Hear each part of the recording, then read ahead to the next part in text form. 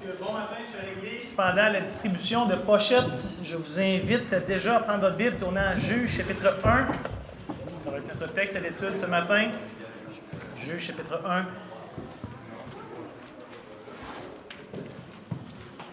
Et on va déjà tomber dans le vif du sujet. On couvre une très longue portion des Écritures ensemble. Si vous avez vu peut-être le petit post passé cette semaine sur Facebook, on va couvrir chapitre 1, verset 1 jusqu'à chapitre 2, verset 5, avec une portion quand même assez grande. Et essentiellement, ce matin, pour faciliter les choses, je vais séparer le texte en 3 tableaux qu'on va découper ensemble. Évidemment, chacune de ces sections-là ne sont pas hermétiques, ne sont pas isolées en elles-mêmes. Ils dépeignent toutes une seule et même réalité, chacune à leur façon, mais très clairement, ça va tout dans la même direction. Vous allez voir que d'une manière assez évidente, l'auteur du livre des Juges a voulu prendre le temps d'écrire un genre de prologue. Il ne commence pas, verset 1, tout de suite, bang, il parle des juges, malgré que la grande majorité du livre va traiter de cette section-là de la période d'Israël. Mais il a voulu écrire un prologue, 2 chapitres, pour nous aider un peu à comprendre quels sont les événements ou les éléments qui ont contribué à mettre en place les conditions nécessaires à la période du livre des Juges. Et vous allez voir qu'au tout début, ça va être très subtil, très nuancé. Et peut-être je vais mettre des choses de l'avant, puis vous allez dire, écoute, franchement, Matt, tu cherches des bébites où il n'y en a pas. Là. C'est quand même, vraiment, t'exagères. Il n'y a rien là du tout. Mais vous allez voir, c'est très subtil et ça s'en vient de plus en plus évident. Je pense que c'est vraiment l'idée que l'auteur ici voulait nous communiquer. Parce que comme vous vous en doutez, probablement, la situation déplorable qu'on voit en Israël du temps de la période des juges n'est pas apparue du jour au lendemain. Tout allait bien, Josué meurt, là, paf! Tout va tout croche. Là, il y a des génocides, puis des meurtres, puis des viols, puis tout ça. Ça n'arrive pas comme ça.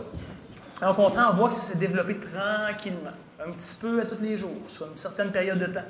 En prenant des choix, en acceptant certaines influences, en cultivant certaines manières de faire, en développant doucement toutes sortes d'attitudes ou de manières de vivre, des habitudes plus ou moins malsaines, des petites choses sur une période de temps continue. C'est ça ici qu'on va voir ce matin.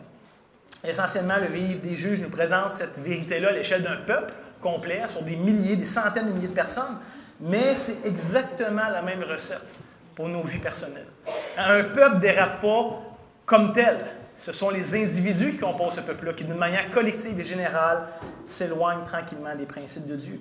Donc, comprenez ici que malgré qu'on étudie un peuple lointain, à la fois dans le temps, à la fois géographiquement, tout ça, mais ça nous parle aussi de nos vies personnelles, de ces petites habitudes, de ces petits choix, qui à tous les jours finissent par modeler quelque chose de tangible dans nos vies. Même si au tout début, on se dit, il n'y a rien là. Je l'ai fait hier, je l'ai fait aujourd'hui. Ça n'a rien changé, je suis la même personne. Mais graduellement, tranquillement, avec le temps, ça vient modeler les choses. Ce fameux exemple de la grenouille qui bouille. Au début, et bien, puis elle nage, puis tu montes un petit peu la chaleur, puis un petit peu, puis un petit peu, puis un petit peu, puis là, la première chose qu'elle se rend compte, c'est qu'elle est morte, c'est terminé, elle a été cuite. Donc, c'est ce qu'on va regarder un petit peu ensemble ce matin. Juste avant, je propose qu'on puisse se courber, demander l'aide du Seigneur.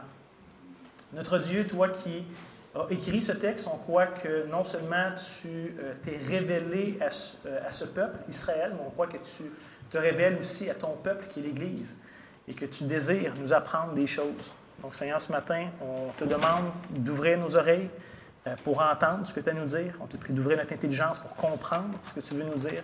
On te prie d'ouvrir nos cœurs pour qu'on puisse répondre avec obéissance, avec humilité, selon ce que tu désires. Donc, Seigneur, tu fais connaître ce besoin-là ce matin dans le nom de Jésus. Amen. Donc, comme je le disais, on va voir ce matin des éléments qui ont contribué à créer un climat de chaos et de confusion en Israël. Et ce n'est pas quelque chose qui est arrivé du jour au lendemain. Même à travers le livre des Juges, c'est de pire en pire, parce que ces habitudes-là sont de plus en plus modelées dans la vie du peuple. Fait que c'est même pas quelque chose qui arrive graduellement à travers les mauvais choix, mais de persévérer dans ces mauvais choix-là envenime même le résultat de manière drastique. Donc, vous allez voir, comme je disais, c'est subtil, c'est pervers, c'est insidieux. Et malgré qu'on ne voit pas toujours les effets à court terme, certainement, ça a des impacts à moyen et long terme. Et si vous ne connaissez pas cette fameuse recette qui a favorisé le déclin d'Israël, je vous la donne. Et vous allez voir, c'est assez simple. Ce matin, je fais un Ricardo de moi-même en vous donnant cette recette-là. Fait que ceux qui prenaient des notes, là, c'est très, très simple. Okay? Ça commence avec une certaine quantité de négligence. Si vous n'en avez plus, vous pouvez substituer par du laisser-aller. Ça fonctionne aussi très bien. Par la suite, vous ajoutez une bonne dose de compromis. Vous n'oubliez pas quelques pincées d'incrédulité. Vous arrosez le tout généreusement de recherche de la facilité. Et selon vos goûts, vous pouvez ajouter quelques soupçons d'autosuffisance ou de remise en question de la sagesse de Dieu. Vous mélangez tout ça ensemble, vous laissez mariner ça pendant plusieurs semaines, plusieurs mois, plusieurs années. Et félicitations, vous avez réussi à concocter un contexte où la vraie piété va être presque inexistante. Où est-ce que vous allez avoir pratiquement éteint le Saint-Esprit, la manifestation de ses fruits dans votre vie. Et ce qui est fascinant de ça, c'est que c'est une recette que vous ne pouvez pas manquer. Que vous soyez un grand chef, ou un grand pécheur, ou un tout petit de rien. Appliquez ces principes-là dans vos vies. Je vous garantis que ça mène au désastre, ça réussit à tous les coups. Et vous comprendrez que j'en parle de manière un peu humoristique, un peu légère ce matin. Mais c'est exactement ce qu'on va voir quand même. Et c'est exactement ce qui menace nos propres vies. Fait qu'avec ça en tête, lisons notre section ce matin, la première section, les versets 1 à 20. Et soit dit en passant, je vais donner un peu des réflexions, des applications à refaire à travers la prédication. Fait qu'attendez pas une fin ou une conclusion plus formelle, ça va venir au fur et à mesure. Donc, cette première section-là pourrait être résumée par le titre suivant. Ceux qui prennent des notes, premier tableau, une obéissance partielle ou une obéissance sans elle. J'hésite entre les deux, je pense que les deux résument bien ce premier tableau. Donc, Juge chapitre 1, les versets 1 à 3. Après la mort de Josué, les enfants d'Israël consultèrent l'Éternel en disant « Qui de nous montera le premier contre les Cananéens pour les attaquer? » Fait que ça recorde ici un petit peu le contexte. Ça se passe après la mort de Josué et c'est un rappel qu'il y a encore une conquête. Israël est dans le pays promis, mais tout n'est pas encore fini. Il y a encore des petites peuplades, des petites escarmouches avec les habitants locaux. Et donc, la prise de possession continue malgré la mort de Josué. Verset 2. « L'Éternel répondit, Juda montera, voici j'ai livré le pays entre ses mains. Et Juda dit à Siméon, son frère, monte avec moi dans le pays qui m'est échu par le sort, et nous combattrons les Cananéens. J'irai aussi avec toi dans celui qui t'est tombé en partage. Et Siméon alla avec lui. » Je ne sais pas si vous avez remarqué, mais ici l'auteur vient de nous présenter le premier compromis. Je vous avais dit que ça allait être très subtil au début, presque imperceptible à première vue, avant de devenir évidemment plus grossier par la suite. Mais on voit qu'après la mort de Josué, Israël se tourne vers l'Éternel. C'était leur pratique. Qui va attaquer? C'est quoi le plan? Qu'est-ce qu'on fait? Et donc, ils se tournent vers l'Éternel pour discerner sa volonté, concernant un peu ces dernières batailles à livrer dans le pays, pour prendre pleinement possession. Et l'Éternel répond très clairement que c'est Juda qui devrait monter en premier pour combattre. Et immédiatement, qu'est-ce que Juda fait? Il se tourne vers la tribu de Siméon. Il dit, est-ce que tu vas venir m'aider avec moi? Viens, puis on va échanger ensemble. Tu viens battre mes ennemis, je vais aller battre tes ennemis par la suite, etc. Pourtant, l'Éternel promettait déjà son soutien et son aide. Siméon n'était pas nécessaire dans l'équation. Mais humainement parlant, ça fait du sens de demander l'assistance d'une tribu voisine. Premièrement, c'était deux tribus qui avaient reçu des lots à côté. Fait que c'était relativement proche, c'était des terrains voisins. Deuxièmement, il y avait la même origine. On sait que Siméon et Juda avaient le même père, la même mère, donc Jacob et Léa. Et militairement, ça fait du sens d'avoir plus de ressources, plus de soldats, plus d'équipements à déployer pour faire ces batailles-là. Mais déjà ici, on a quand même cette idée d'un indice de compromis, un indice d'incrédulité. Parce que c'est plus facile de compter sur ce qu'on voit, sur ce qu'on peut toucher, sur ce qu'on peut contrôler, que de croire les promesses d'un Dieu invisible, qui n'est pas là physiquement à côté de moi, que je ne peux pas voir, qui fait juste me donner la garantie de sa parole. Ce n'est pas toujours évident de marcher par la foi. La vue est beaucoup plus rassurante à première vue. Mais ça, c'est juste le début. On lit les versets 4 à 8. « Juda monta et l'Éternel livra entre leurs mains les Cananéens et les Phéréziens. Ils bâtirent 10 000 hommes à Bézek. Ils trouvèrent Adoni-Bézek à Bézek, donc Adoni qui veut simplement dire Seigneur. Ils ont trouvé le Seigneur de Bézek à Bézek, c'est pas une grande surprise, ça doit être le roi de la région. Ils l'attaquèrent et ils bâtirent les Cananéens et les Phéréziens. Fait que jusque-là, ça va quand même bien, c'est pas si pire. Verset 6. Adoni-Bézek prit la fuite, mais ils le poursuivirent et le saisirent. Ils lui coupèrent les pouces des mains et des pieds. Retenez ça, on y revient. Adoni-Bézek dit 70 rois ayant les pouces des mains et des pieds coupés ramassaient sous ma table. C'était de prendre des restes. Dieu me rend ce que j'ai fait. On l'amena à Jérusalem et il y mourut. Les fils de Juda attaquèrent Jérusalem et la prirent, et la frappèrent du tranchant de l'épée et mirent le feu à la ville. Donc, on a déjà cette première scène un peu emblématique du livre des Juges, des pouces et des gros orteils qui sont coupés, puis on ne comprend pas trop c'est quoi le rapport avec ça. On lit ça, puis ça nous dégoûte un peu aujourd'hui. Ça nous semble barbare un peu comme manière de faire. Mais remarquez que pourtant, le roi de Bézek, lui, voit une pratique tout à fait normale. À la limite, il s'y attend de dire, ben oui, je l'ai fait, moi, à tellement d'autres rois que j'ai vaincus, ben là, c'est moi le vaincu, c'est mon tour. T'sais, pour lui, il ne voit pas d'injustice là-dedans du tout. Il s'y attendait presque. Et l'idée, c'est qu'à l'époque, si couper les pouces et les gros orteils, c'est une manière d'humilier une personne et de la rendre pratiquement inoffensive. Et on ne réalise pas, mais les gros orteils jouent un rôle quand même assez important dans notre équilibre. Fait que de couper cette portion-là du pied rend la personne beaucoup moins rapide, beaucoup moins sûre sur ses pieds. Et l'idée de couper les pouces, c'est encore une fois évident, c'est que ça ne t'handicape pas complètement, mais ça te limite beaucoup les choses. De juste avoir ces 4 doigts-là pour faire des trucs, c'est limitant. Et surtout, ça t'empêche de pouvoir combattre éventuellement. Tu ne peux pas prendre une épée avec juste les doigts d'en avant. Fait que ça a pour but d'humilier, ça a pour but d'handicaper, puis d'empêcher la personne de se révolter par la suite.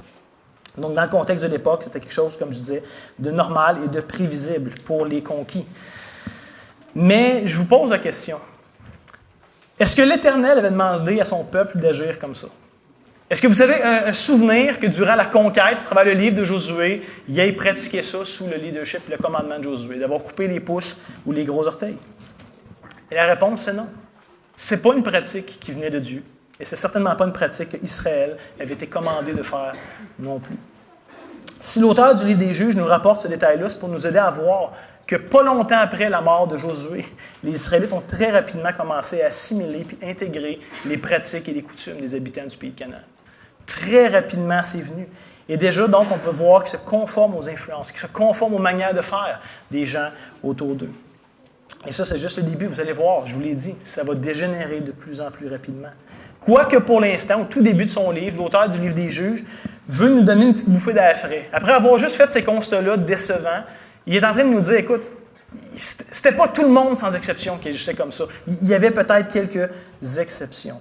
Et il va donc nous présenter l'exemple de la fidélité de Caleb, et de sa famille, qui ont été fidèles, qui ont cru en Dieu, qui ont espéré en Dieu, qui ont marché avec lui. Et donc, on lit les versets 9 et 15, et comme je vous dis, je vais passer rapidement, ce n'est pas l'emphase du texte, mais ça nous rapporte quand même que les fils de Juda descendirent ensuite pour combattre les Cananéens qui habitaient la montagne, la contrée du Midi et la plaine. Juda marcha contre les Cananéens qui habitaient à Hébron, appelé autrefois Kirjak Arba, et il bâtit Shishshaï, Yaman et Talmaï. Verset 11, de là, il marcha contre les habitants de Débir. Débir s'appelait autrefois Kirjak Sépher. Et c'est là que ça devient intéressant, verset 12. Caleb dit, je donnerai ma fille Aksa pour femme à celui qui battra Kirjak Sépher et qui la prendra. Othniel, fils de Kenaz, frère cadet de Caleb, s'en empara. Et Caleb lui donna pour femme sa fille Aksa. Lorsqu'il fut entré chez Othniel, elle le sollicita de demander à son père un champ. Elle descendit de son âne et Caleb lui dit, qu'as-tu? Il lui répondit, fais-moi un présent, car tu m'as donné une terre du Midi, donne-moi aussi des sources d'eau. Et Caleb lui donna les sources supérieures et les sources inférieures. Donc, rapidement, je ne mets pas beaucoup de temps et d'emphase là-dessus, mais on se rappelle de Caleb, le fameux Caleb et le fameux Josué, les 2 espions qui, pour la première génération, ceux qui ont sorti d'Égypte, ont été envoyés pour espionner le pays de Canaan. Et malgré qu'ils disent c'est un pays extraordinaire, ça regorge de lait et de miel, c'est fantastique, Dieu nous a vraiment donné un bon pays, mais les habitants sont même trop grands, les villes sont fortifiées. Puis là, tout le monde se décourage. Les 10 des 12 espions se découragent, sauf Caleb et Josué, qui croient dans les promesses de Dieu. Et à travers tout le livre, justement, de Josué, on voit leur foi, on voit leur courage en action. Caleb, même à un âge avancé, qui ose aller se battre contre les fameux fils d'Anak et compagnie. Fait que c'était un homme de foi. Et c'est intéressant ici de voir que Josué, qui devait avoir sensiblement le même âge, décède, et que Caleb, à la toute fin de sa vie, malgré l'orientation générale du peuple, qui tend vers les compromis, quand même, lui, va désirer marcher avec son Dieu, de s'assurer, jusqu'à un certain point, de laisser un héritage spirituel à sa famille. Et je comprends qu'on est mal à l'aise avec l'idée d'un mariage arrangé. Là. Je donne ma fille à celui qui va battre la ville. Là, je comprends que c'est tellement pas dans nos mœurs. Mais le point du texte ici, c'est que Caleb désire que sa fille épouse un homme de foi comme lui. Qu'elle va épouser un homme qui va croire les promesses de Dieu, qui va rechercher les promesses de Dieu, qui va exprimer sa foi de manière concrète, audacieuse, sans compromis. Caleb dit, Dieu nous a donné ces villes-là, on va aller les chercher. Celui qui va se battre pour aller gagner la victoire va avoir la même ma fille. Celui qui va croire les promesses de Dieu, celui qui va aller les rechercher, dans un sens, va être digne de lui laisser un héritage spirituel. Caleb ne veut pas que sa fille se marie avec un flambeau, lâche, incrédule, qui adopte déjà les compromis du pays. Et je trouve ça intéressant de voir que c'est Othniel qui est le fameux élu qui a gagné la bataille. Et on le voit courageusement par la foi répondre à ce fameux défi lancé par Caleb. Et Othniel va d'ailleurs être le premier juge, qu'on va voir dans quelques semaines au chapitre 3. C'est le premier qui va nous être nommé. Et contrairement à la majorité des autres juges, il n'y a rien de négatif qui va être dit sur Othniel. On n'a pas de grands détails, on va juste nous rappeler que c'est le premier qui a amené une délivrance en Israël, mais il n'y a rien de négatif qui va être dit ou rapporté sur lui. Donc le point ici que l'auteur veut nous rappeler, dans cette petite parenthèse, dans cette bouffée d'air frais, c'est que Caleb a su marcher avec Dieu durant toute sa vie et qu'il meurt désirant laisser un héritage spirituel. C'est pas qu'Israël n'avait pas de modèle, c'est qu'ils n'ont pas considéré les modèles qu'il y avait. Mais malheureusement, son modèle et sa foi vont être assez vite oubliés. Et dans tout le livre des juges, dans tout le reste des chapitres qui vont suivre, c'est la seule parenthèse d'espoir, la seule parenthèse de fidélité et d'obéissance sans compromis. Tout le reste va être une obéissance partielle et décevante. Continuons le texte, les versets 16 à 20. On lit les fils du Kénien, beau-père de Moïse, montèrent dans la ville des palmiers, avec les fils de Juda, dans le désert de Juda, au midi d'Arad. Ils allèrent s'établir parmi le peuple. Juda se mit en marche avec Siméon son frère, et il battit les Cananéens qui habitèrent à Tséphat. Il dévoile la ville par interdit, et on l'appela Horma. Juda s'empara encore de Gaza et de son territoire, d'Ascalon et de son territoire, d'Écron et de son territoire. L'Éternel fut avec Juda, et Juda se rendit maître de la montagne. Et remarquez ici, mais il ne put chasser les habitants de la plaine, parce qu'ils avaient des chars de fer. On donna Hébron à Caleb, comme l'avait dit Moïse, et il en chassa les 3 fils d'Anak. Fait que si on a un bref rappel, encore une fois, de Caleb, de son courage, de sa foi, malgré son âge avancé. Mais verset 16 est intéressant. L'auteur ouvre juste une petite parenthèse. Il nous donne un détail qui ne fera plus jamais référence d'ailleurs du reste du livre des Juges. Et c'est de nous indiquer qu'à ce temps-là, la belle famille de Moïse vient s'installer dans le pays de Canaan. Comme je disais, ce n'est pas très pertinent pour le reste du livre des Juges, mais c'est un bon rappel que la conquête du pays ne se fait pas sur une base ethnique, mais sur la base de la foi et de la fidélité envers Dieu et sa loi. Évidemment, la belle famille de Moïse n'était pas des Israélites, n'était pas des Juifs, ne faisait pas partie de l'Alliance. Mais on sait que Jéthro, son beau-père, était le prêtre de Madian. Il connaissait l'Éternel, il craignait l'Éternel. Et sur cette base-là, ils sont les bienvenus de s'établir en Canaan, même si ce n'est pas un peuple qui fait partie de l'Alliance normalement. Fait que la conquête n'est pas sur une base ethnique, mais sur l'idée de la foi et de la fidélité envers Dieu. Le point, c'est que tous sont bienvenus, sans exception. Ce n'est pas une idée de peuple ou de race ou de quoi que ce soit, mais à condition qu'ils soient prêts à abandonner leurs idoles, qu'ils se tournent vers l'Éternel entièrement. Et déjà au livre de Josué, on avait cet exemple de Rahab et toute sa famille qui s'étaient détournés de leurs idoles, de leurs pratiques, de leurs influences pour être greffés au peuple de l'Éternel. Ici, on a ce rappel avec la belle famille de Moïse. Et donc, juste rapidement, étant donné que l'auteur ouvre cette parenthèse, je choisis de la prendre. Mais c'est un bon rappel qu'il n'y a aucun peuple qui a une supériorité ou un avantage moral. Il n'y a pas de peuples qui sont plus proches de Dieu, qui sont plus pieux, qui sont plus saints, qui sont plus intelligents. Ça n'existe pas, vous ne trouverez pas ça dans les Écritures. Ce qui veut dire quelque part que toutes les formes de racisme sont profondément antichrétiennes et profondément contraires à l'Évangile. De Dieu qui veut racheter de tous les peuples, de toutes les tribus, de toutes les races, de toutes les langues, sans distinction. C'est le désir de Christ d'unifier tout ce monde sous sa gouverne. Et de toute façon, c'est un rappel pour nous qu'il y a juste une race humaine créée originellement à l'image de Dieu. Il n'y a pas plusieurs races. Ceux qui croient qu'il y a différentes races, c'est qu'ils rejettent fondamentalement le récit créationnel de Dieu, qui ont créé une seule race à son image. Et qu'il y a plein de distinctions secondaires qu'on peut voir les uns vers les autres, mais c'est secondaire, ça ne devrait pas être pris en considération. Donc, je vais faire ma parenthèse là-dessus, mais je vais attirer particulièrement votre attention sur le verset 19, qui mentionne « L'Éternel fut avec Juda. Et Juda se rendit maître de la montagne. Mais il ne put chasser les habitants de la plaine parce qu'ils avaient des chars de fer. » Et encore une fois, on pourrait se dire, c'est une remarque qui est tout à fait appropriée. Comment est-ce que Juda pourrait remporter une victoire militaire devant un désavantage aussi évident? À l'époque, ceux qui avaient des chars, c'était la fine pointe de technologie militaire. Ça les rendait mobiles, ça les rendait dévastateurs. Ils faisaient des dommages avec ça. C'était un avantage indéniable au combat. Et de voir, mais comment Judas aurait pu se battre contre ceux qui avaient des chars de fer? Ça aurait été impensable, du moins à nos yeux. Humainement parlant, c'est une déduction qui est tout à fait légitime, mais ultimement, ça représente encore une fois cette idée d'incrédulité, de manque de foi dans les promesses de Dieu. Et surtout, un oubli de son action et de son intervention durant la conquête. Je vous rappelle, dans Josué 17, on avait vu qu'Israël avait été vainqueur contre les chars des Cananéens. Il y avait eu une victoire éclatante, écrasante par l'intervention de Dieu. Dieu avait déjà donné l'avantage à son peuple. Il avait déjà donné une raison de croire qu'il allait continuer à être avec eux. Et donc, lorsqu'on lit « L'Éternel fut avec Judas », ça aurait dû être ce qu'il y avait de besoin pour continuer et d'aller comme ces chars de fer.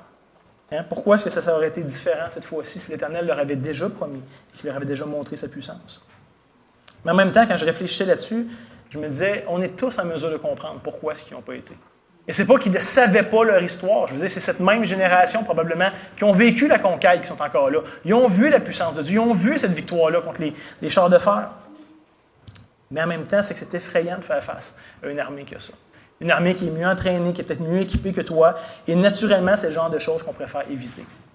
C'est pas le genre de choses que par plaisir on fait. C'est terrifiant de faire ça. Et donc, la tribu de Juda a préféré se fier à son bon sens. Mais un bon sens qui est dépourvu de foi. La réalité, ce n'est pas qu'ils n'ont pas pu, mais qu'ils n'ont pas voulu. Dieu était là. Dieu était disponible. Sa puissance était là. Mais c'est qu'ils n'ont pas voulu se fier à lui et espérer dans sa puissance et son intervention. Frères et sœurs, réalisons que le Seigneur ne nous demande pas toujours des choses qui nous semblent raisonnables dans la chair. Ça se peut que Dieu, des fois, nous demande de se battre contre des chars de fer, alors qu'on n'en a pas. Ce n'est pas raisonnable. Ce n'est pas une attente qui est sage et qu'on devrait se dire, ben oui, il n'y a pas de problème. Ça devrait, quelque part, produire une forme de crainte dans nos cœurs. Certainement. Écoute, c'est tout un défi de faire face à ça dans la chair. En moi-même, je n'ai pas les ressources, je n'ai pas les capacités pour ça. Il y a plusieurs des promesses de Dieu, moi, personnellement, qui m'insécurisent. Je ne peux pas les voir. Je ne peux pas les toucher. Je ne peux pas espérer en quelque chose de tangible autre que ce que Dieu me dit, qui va être là, qui m'accompagne, qui est nécessaire, qui est suffisant. Il y a plusieurs de ces commandements qui dépassent largement mes compétences et mes capacités naturelles. Mais le point ici, c'est que ce qui est impossible aux hommes est possible à Dieu. Dieu promet, Dieu s'engage et Dieu est fidèle. Et le point, c'est qu'il ne nous demandera jamais de faire des choses qui nous sont impossibles, sans aussi nous donner la capacité et l'opportunité de le faire. Mais souvent, dans la chair, ce qu'on voudrait, c'est que Dieu nous donne tout déjà d'avance. Là, je l'ai, puis une fois que j'ai tout ce que j'ai besoin, je vais être obéissant. C'est rarement comme ça que Dieu fonctionne. Habituellement, il nous donne sa promesse. Il nous garantit sa présence et son soutien, puis il nous dit, vas-y, je vais t'accompagner. Je ne le ferai pas à ta place. Je n'attendrai pas que tout soit parfait pour t'envoyer. Je vais t'envoyer dans une situation qui va être difficile, mais je vais t'accompagner. Puis je vais faire toute la différence, mais il faut y aller. Il faut, par la foi, saisir sa provision et avancer malgré qu'on n'a pas tout ce qui est évident à nos yeux.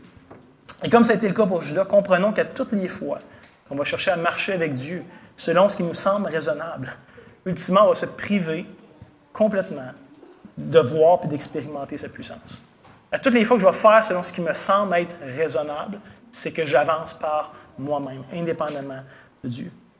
L'incrédulité et le manque de zèle va soit nous empêcher d'obéir fidèlement, soit ça va nous paralyser, puis on ne le fera pas, ou soit ça va nous amener à compter sur nous-mêmes et à nos ressources. Et dans les deux cas, c'est un échec. Ce n'est pas ce que le Seigneur demande de son peuple. Et malheureusement, Israël va, d'une manière évidente, incarner cette réalité-là, de ceux qui marchent selon ce qui fait du sens. Ils ont combattu des villes, c'est pas comme si Judas n'avait rien fait. On a lu plein de villes qui ont conquis, mais à un moment donné, c'était trop. De conquérir des villes, on l'a déjà fait. C'est raisonnable par rapport au nombre qu'on est, puis les tactiques qu'on prend, puis tout ça. Les chars de fer, c'est plus raisonnable. On n'a pas ce qu'il faut pour faire face à ça. Et donc, ils ont incarné cette réalité-là de manquer de foi. Ça va leur causer beaucoup de tort, beaucoup de souffrances inutiles par la suite. Et s'il y a une chose qu'on doit comprendre du livre des Juges, c'est que l'incrédulité, que le compromis spirituel et l'idolâtrie vont toujours nous rendre misérables. Ça va toujours finir par nous éloigner de ce Dieu qui désire nous apporter son soutien. À court terme, peut-être, ça va sembler une bonne solution. Quelque chose de prometteur, quelque chose de tout à fait viable. De dire, qu'est-ce qu'on en a à foutre, nous, qui ont quelques chars de fer? On a la majorité des villes, on est bien. À court terme, ça peut sembler prometteur. Mais essentiellement, ça va toujours finir par produire des résultats qui vont être décevants et amers. Mais à ce moment-là, Israël n'était pas capable de voir ou d'anticiper les conséquences. Ils pensaient que ça allait bien finir, quand même. Mais ils faisaient ce qui leur semblait bon, ce qui leur semblait juste, ce qui leur semblait approprié dans cette situation-là. Je vous amène maintenant que ce deuxième tableau qu'on va regarder ce matin, qu'on pourrait nommer ensemble une réussite superficielle qui cache un échec profond. Une réussite superficielle qui cache un échec profond. Et par souci de temps, ce matin, on ne lira même pas la section. C'est un long texte avec plein de noms de villes un peu étranges. Je vous la résume. Je vous donne les hauts faits. Qu'est-ce qu'on a à retenir de ça? On remarque premièrement que l'emphase pour cette section-là va être sur les autres tribus d'Israël. On a vu dans les premiers chapitres, l'emphase est presque exclusivement sur Juda. Siméon est mentionné un petit peu, mais c'est principalement Juda. Et ça devrait déjà nous allumer une lumière, parce que précédemment, Dieu a fait des promesses spéciales par rapport à Juda. Donc le reste de l'intrigue d'Israël, le spotlight est beaucoup sur la tribu de Juda. Pas tant parce qu'ils sont meilleurs, mais parce qu'il y a une promesse, il y a une attente pour le lecteur qui devrait voir, mais comment Dieu va être fidèle à ses promesses de susciter le Messie par Juda. Mais on voit finalement essentiellement, si je vous résume, que les autres tribus ne font pas mieux.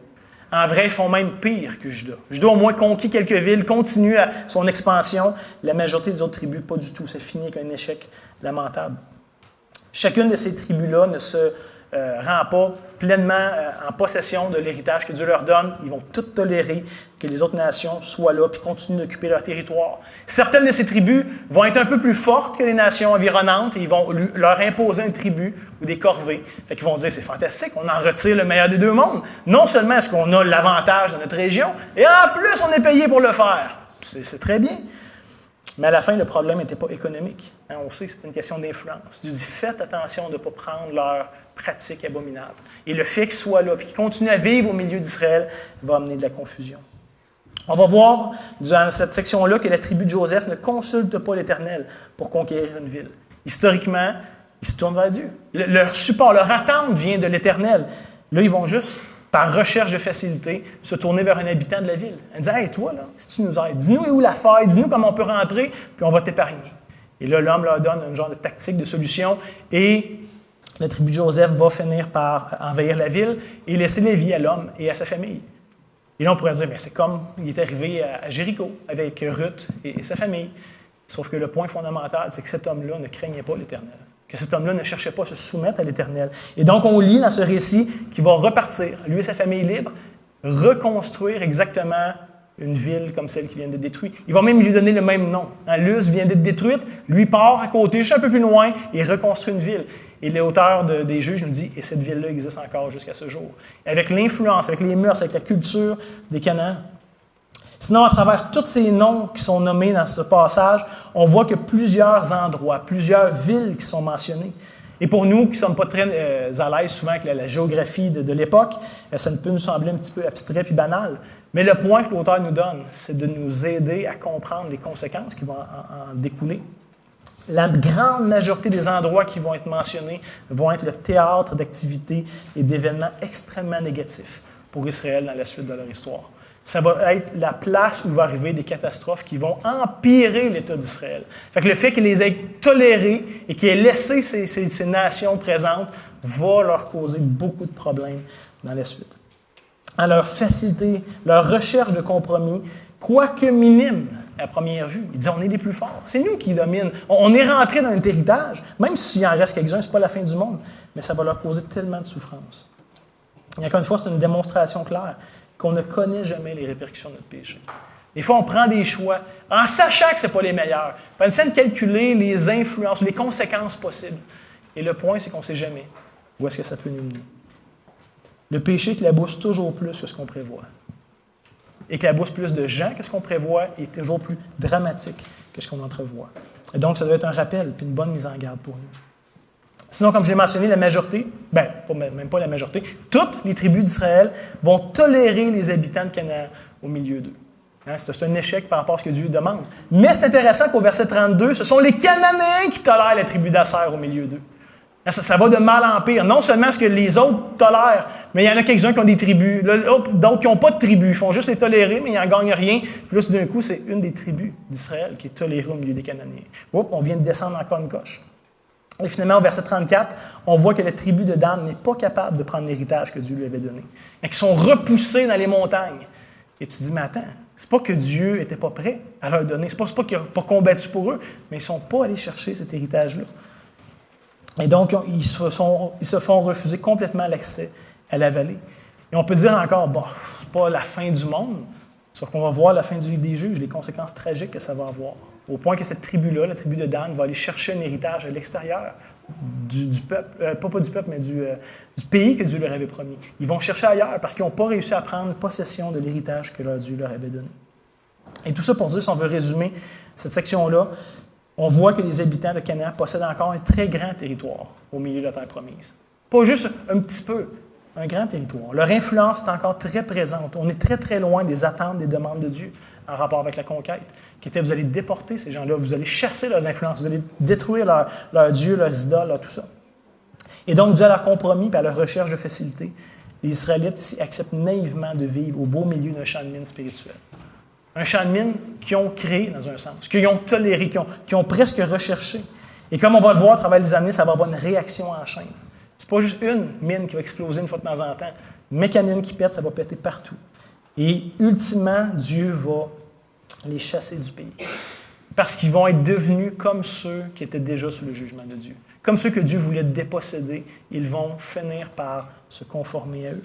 Et eux-mêmes vont tomber sous ce même jugement. Le chapitre 1 donc se termine sur une note d'échec général.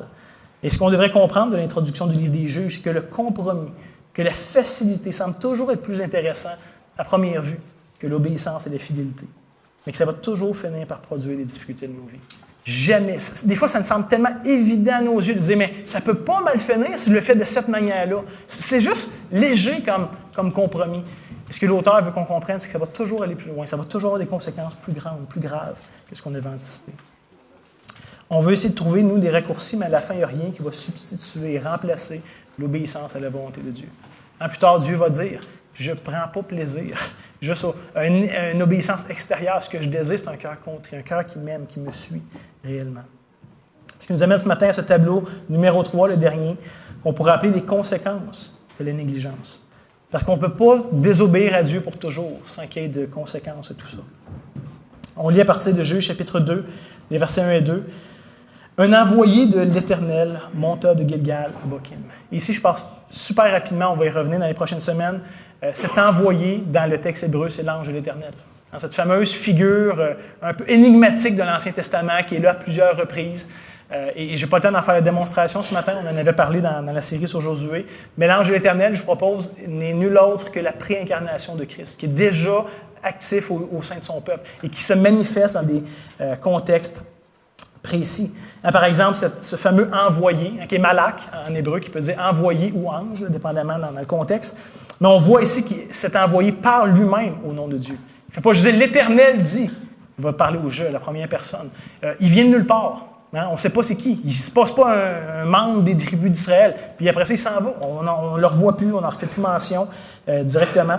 Comme je dis, on va le revoir plus tard dans les livres des Juges. Il est nommé à peu près une vingtaine de places, mais on va se réserver le punch pour là. Donc, verset 1, un envoyé de l'Éternel, donc l'ange de l'Éternel, monta de Gilgal à Bokim et dit, « Je vous ai fait monter hors de l'Égypte. Je vous ai amené dans le pays que j'ai juré à vos pères de vous donner. J'ai dit, mais jamais je ne romprai mon alliance avec vous. Et vous ne traiterez point d'alliance avec les habitants de ce pays. Vous renverserez leurs autels, mais vous n'avez point obéi à ma voix.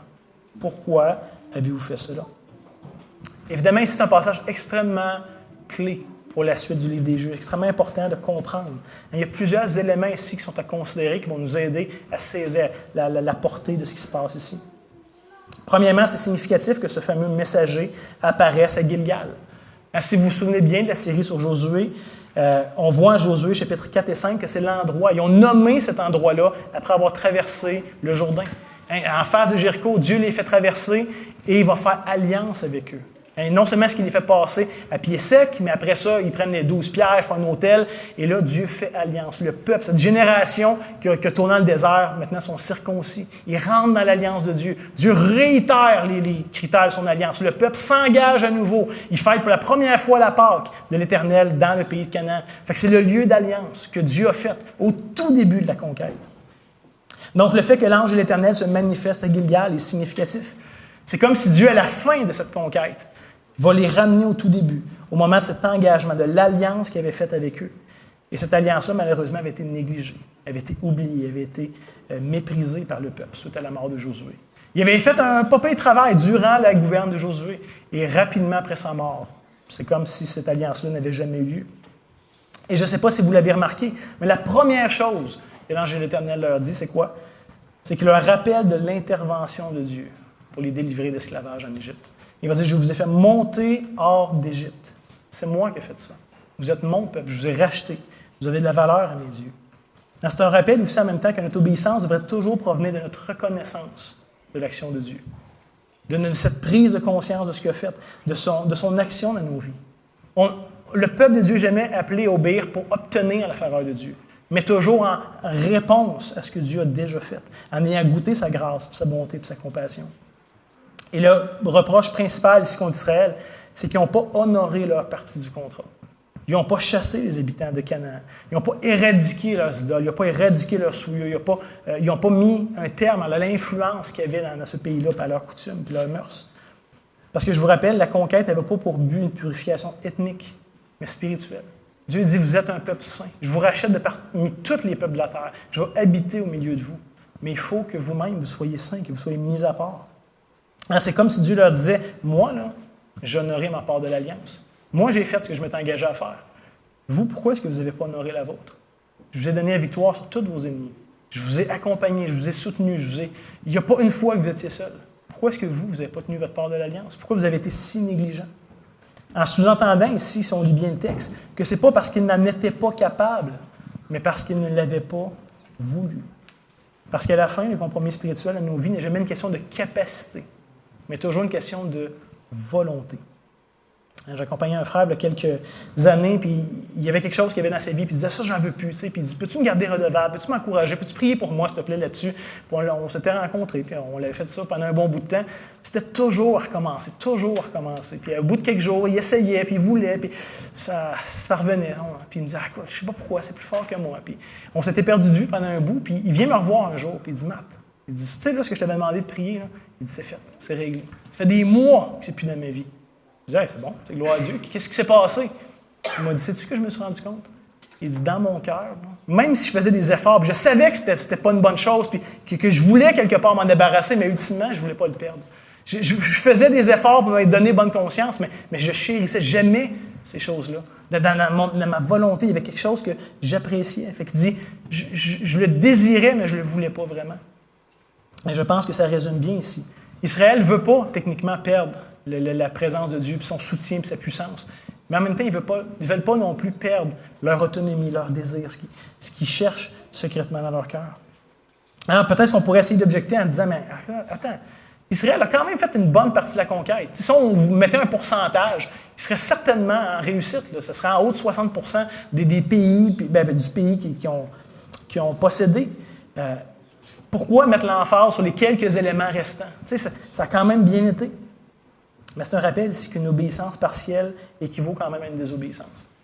C'est pour ceux qui ont des enfants, là, quand tu demandes à tes enfants de faire quelque chose de bien précis, puis qu'ils le font juste à moitié, tes réactions de parents, c'est quoi? De célébrer la moitié qu'ils ont faite? De dire non, tu ne m'as pas écouté. Je t'avais demandé de faire telle chose.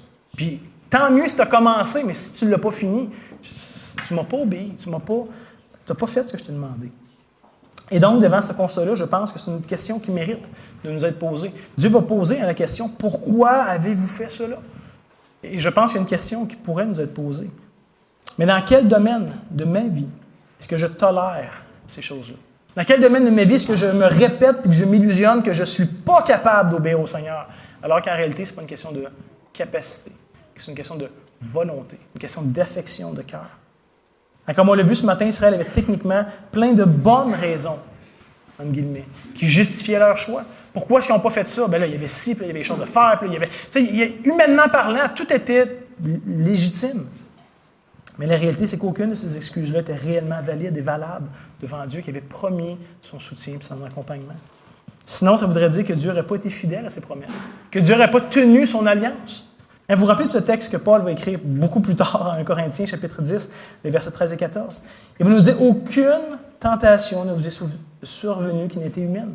Et Dieu, qui est fidèle, ne permettra pas que vous soyez tentés au-delà de vos forces. Avec la tentation, il préparera aussi le moyen d'en sortir, afin que vous puissiez la supporter. » Et c'est intéressant de voir que Paul va lier cette idée-là tout de suite après. C'est pourquoi, mes bien-aimés, fuyez l'idolâtrie. Pourquoi est-ce que la tentation vient avec l'idolâtrie?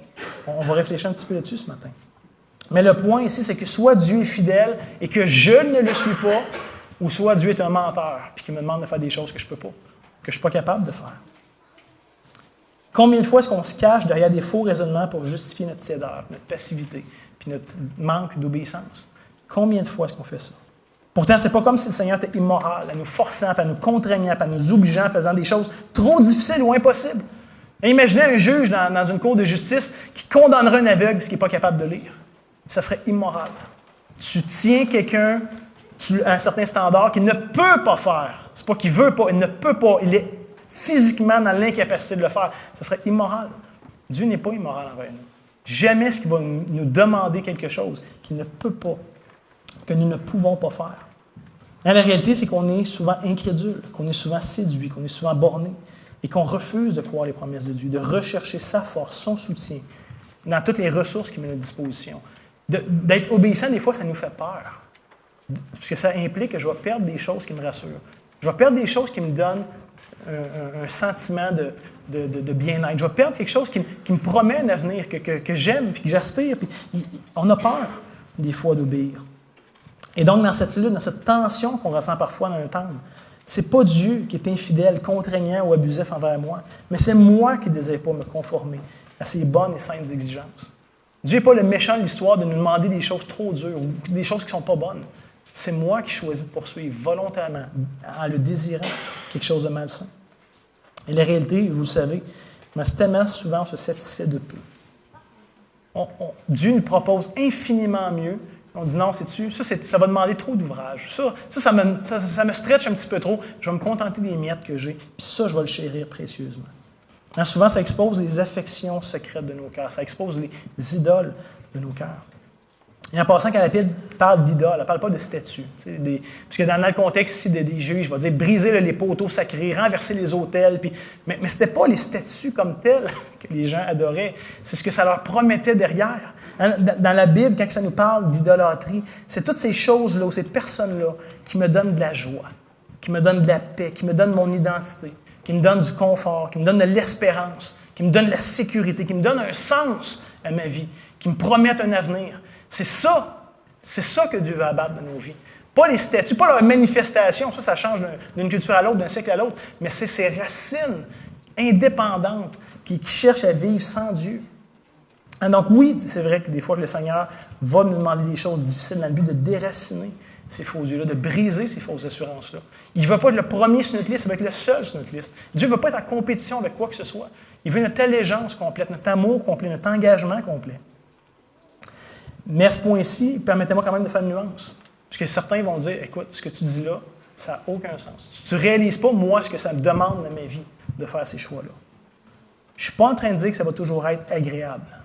Je ne suis pas en train de dire que ça va toujours être facile. Je ne suis pas en train de dire que ça va toujours être évident d'obéir à Dieu et de répondre avec foi et obéissance. Je ne suis pas en train de dire que ça va être un processus le fun, ni rapide, ni quoi que ce soit. La réalité, c'est que ça peut certainement être excessivement pénible, souffrant et insécurisant pour ma chair d'apprendre à obéir puis de suivre ce que Dieu me demande. Mon point, c'est que c'est possible de le faire, que ce n'est pas impossible, que Dieu ne nous demande pas trop que ce qu'on est capable de faire. C'est possible, même si ça peut être difficile. Mais à la fin, jamais est-ce qu'on va regretter d'avoir fait confiance à Dieu, d'avoir recherché sa volonté, ses standards. Donc, peu importe les excuses qu'on peut se trouver pour justifier notre désobéissance, aucune ne tient la route devant la sagesse de Dieu. Israël n'avait pas de bonnes excuses, et on n'en a pas non plus.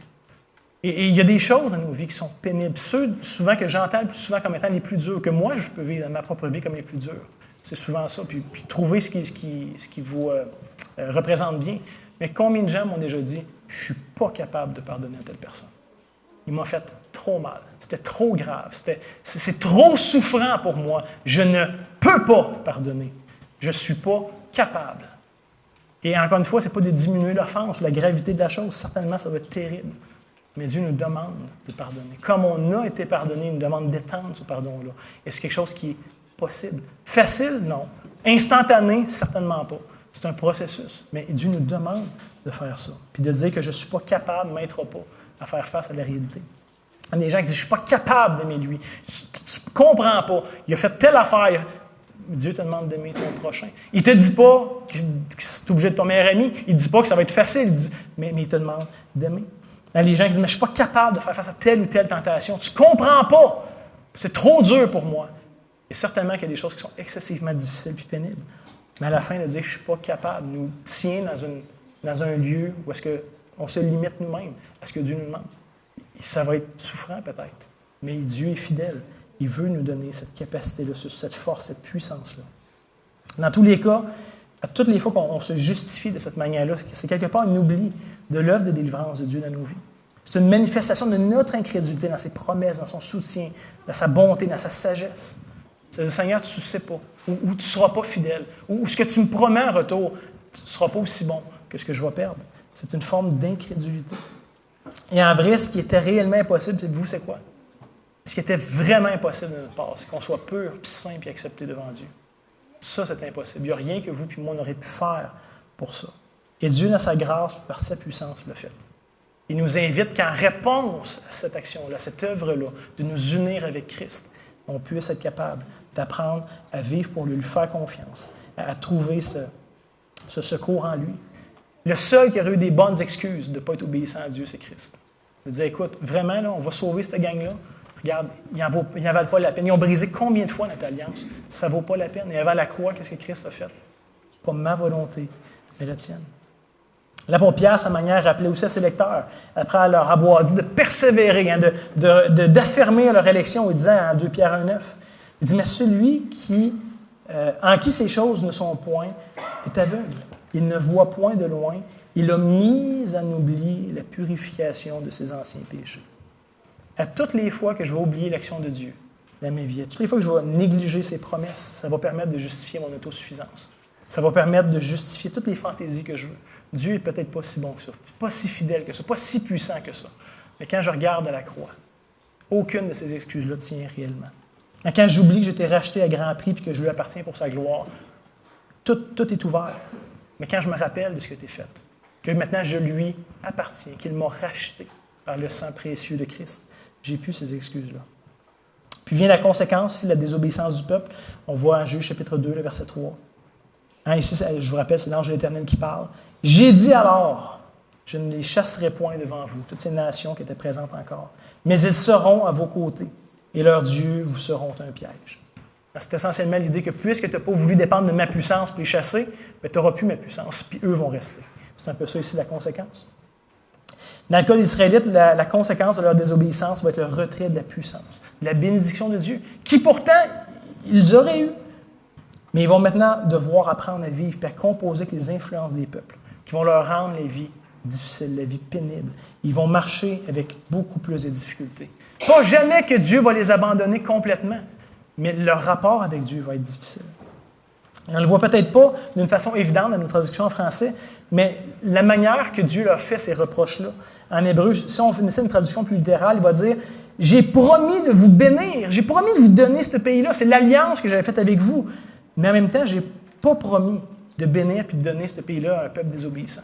Il y a comme une tension. La manière dont Dieu l'exprime, c'est qu'il y a une tension. J'ai promis de vous bénir, mais je ne bénirai pas un peuple désobéissant.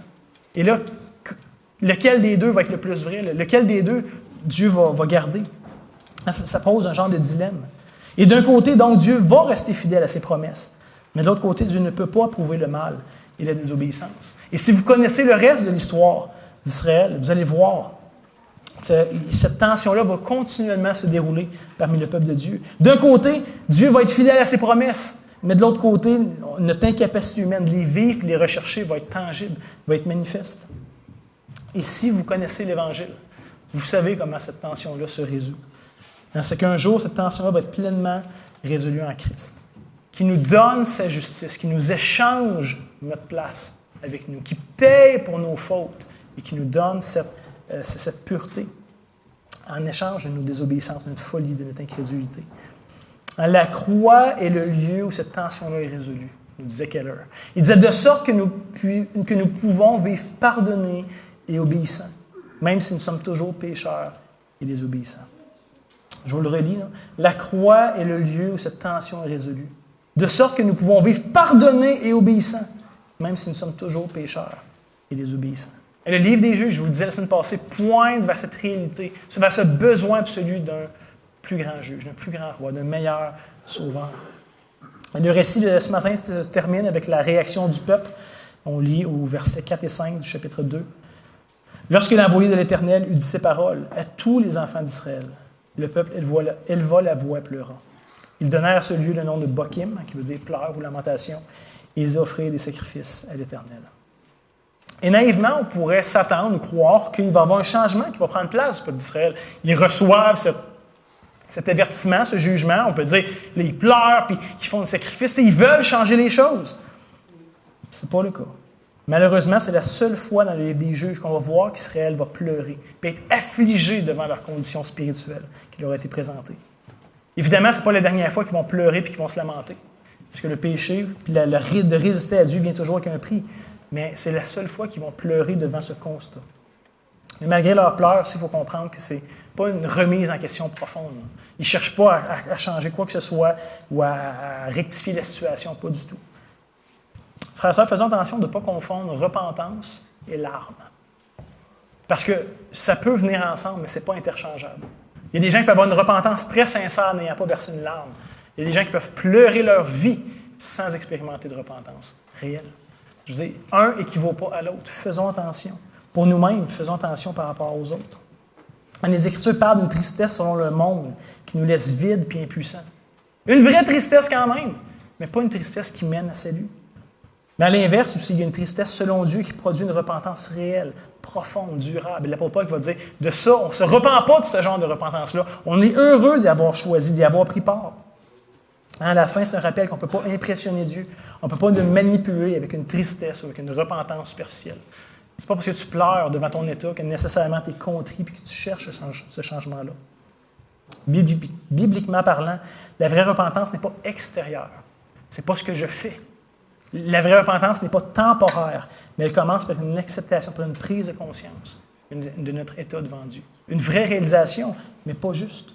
C'est aussi une réponse humble à cette révélation-là qui produit une contrition intérieure, sincère, qui produit ultimement un changement réel.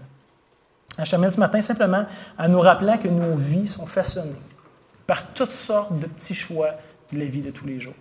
Des choses banales, des choses insignifiantes, mais qui sont répétées. Et c'est vrai pour le meilleur, c'est vrai pour le pire. Les bons petits choix qu'on prend vont contribuer à quelque chose de bon. Et les mauvais choix qu'on prend vont contribuer à quelque chose de mauvais. À la lumière de l'introduction du livre des Juges, je nous exhorte à considérer l'état actuel réel de notre cœur devant Dieu. Pas de s'illusionner. Israël, je pense, se surestimait, se voyait comme bien meilleur que ce qu'ils étaient. Si vous n'avez pas accepté le Seigneur de Christ dans votre vie, vous êtes invité à le faire sans attendre. Que Dieu reçoit, que Dieu invite, que Dieu accueille tous ceux et celles qui reconnaissent leurs besoins. Leur besoin d'être pardonné, leur besoin d'être racheté et qui se tournent vers lui. Indépendamment de votre arrière-plan, indépendamment de votre race, indépendamment de n'importe quoi, Dieu appelle les gens à se joindre à son peuple. Mais ne le faites pas juste pour un avantage égoïste. C'est bon, si ma vie est pour mieux aller, j'accepte ce genre de Dieu-là. Faites-le parce que Dieu est digne de ça. Il est votre Créateur. Il est saint. Il est bon. Ce matin, si vous êtes son enfant, je vous encourage de prendre un temps d'arrêt pour évaluer votre vie. Où est-ce que vous en êtes? Est-ce que vous êtes secrètement en train de cultiver une vie de compromis dans un ou dans plusieurs domaines de vos vies? Ça ne paraît pas. En apparence, on est dimanche matin, ça va bien. Mais dans votre être intérieur, vous savez ce qui se passe. De vivre cette honte, de vivre ce sentiment de double vie. Peut-être que vous êtes en chute libre sur une longue pente glissante qui ne semble pas avoir de fin. Au début, ça se posait être juste circonstanciel, puis là, finalement, ça vous a amené beaucoup plus loin que ce que vous auriez pensé. Et là, ça vous trouble, ça vous prive de votre paix, ça vous prive de votre joie. Peut-être que tu es en train de vivre les conséquences de certaines choses que vous avez tolérées pendant trop longtemps. Puis là, vous êtes tellement désespéré. Je vais-tu pouvoir m'en sortir? Est-ce qu'il y a un espoir pour moi? Dans tous ces cas-là, c'est un appel pour vous d'arrêter où est-ce que vous êtes. De ne pas juste continuer, de ne pas vous fermer les yeux, mais de vous rappeler de ce que vous êtes en Christ. De vous rappeler de ce prix qui a été payé pour votre salut. Pas juste petit, pas juste cheap, pas juste à scène proche. Un salut abondant, un salut généreux qui couvre une infinité de péchés.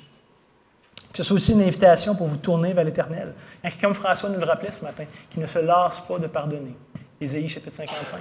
C'est notre Dieu qui ne se lasse pas de pardonner. Contrairement à toutes nos idoles qui sont décevantes, qui ne peuvent pas réellement nous sauver, qui ne peuvent pas réellement nous combler, qui nous laissent toujours vides, qui nous laissent toujours sans repère. Le Dieu de la Bible est toujours bon, toujours fidèle à son alliance, toujours prêt, toujours disposé à reprendre et accueillir ceux et celles qui viennent vers lui avec un cœur repentant. Le point du texte de ce matin est très simple. C'est pas compliqué. Un enfant peut comprendre ça. Abandonnez ce qui vous retient de marcher pleinement avec Dieu.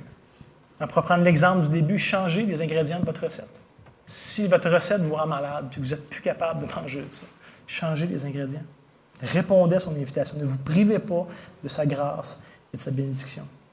Et comme je l'ai dit la semaine passée, le livre des Juges a été écrit pour notre instruction. Et c'est un rappel qu'ultimement, il n'y a rien d'autre qui va nous combler, qui va vraiment nous satisfaire réellement à l'extérieur de l'Éternel et de son œuvre de rachat, de son œuvre de préservation dans nos vies. Donc, prions ensemble si vous voulez bien. Seigneur, merci de nous rappeler pas juste nos fautes, puis nos infidélités, puis nos manquements, mais de nous rappeler surtout ta grâce, de nous rappeler ta bonté, de nous rappeler que tu es un Dieu bon, un Dieu qui a racheté ses ennemis, un Dieu qui a aimé ses ennemis à grand prix, qui savait ce qu'on était, qui ne s'illusionnait pas, qui ne pensait pas qu'on était vraiment meilleur que ce qu'on a en réalité. Seigneur, tu nous connais intimement, tu connais les dédales de nos cœurs, dans toute sa noirceur, dans toute sa saleté. Et avec cette connaissance-là, tu as envoyé Christ, en pleine connaissance de cause, pour te racheter un peuple à ta gloire. Et Seigneur, ce serait difficile de passer d'un extrême à l'autre de manière aussi frappante. On est passé d'ennemis à fils et filles bien-aimés, adoptés en Christ. Seigneur, on te prie que son sacrifice dans nos vies ne soit pas inutile, qu'il ne soit pas limité, mais que Christ reçoive cette pleine récompense, d'avoir des vies qui lui sont dédiées, des vies qui sont vécues de manière digne, de manière cohérente avec cet évangile glorieux qui nous a été révélé, qui a été rendu possible par toi. Donc, Seigneur, tu sais exactement où on est. Tu dis que ta parole perce les pensées secrètes de nos cœurs, qui fait la distinction entre les os, les moelles, la moelle, tout ça. Donc, Seigneur, s'il te plaît, par ton esprit, perce nos cœurs, perce même nos angles morts, les choses qu'on ne voit même pas dans notre incrédulité. Et amène-nous dans une plus grande connaissance de notre état, une plus grande dépendance de ta grâce, je t'en prie. Qu'on puisse être de ce peuple que tu désirais, qui marche avec toi, pas parfaitement, mais sincèrement. Que tu puisses produire en nous ce vouloir et ce faire qui va t'honorer, qui va témoigner puissamment de cette transformation que tu veux faire de nos vies par l'Évangile. Donc, Seigneur, on est profondément dépendant de toi. On espère, on va être de ceux qui croient en tes promesses, qui recherchent ta puissance et qui dépendent de toi dans tous les aspects. Donc, notre Dieu, on te fait connaître ces grands besoins avec cette espérance, avec cette confiance que tu sauras y répondre de la meilleure manière possible. En Jésus. Amen. Donc, ça va se terminer là-dessus ce matin. Je vous souhaite de passer une bonne semaine. Que le Seigneur vous accompagne et vous soutienne à vos défis.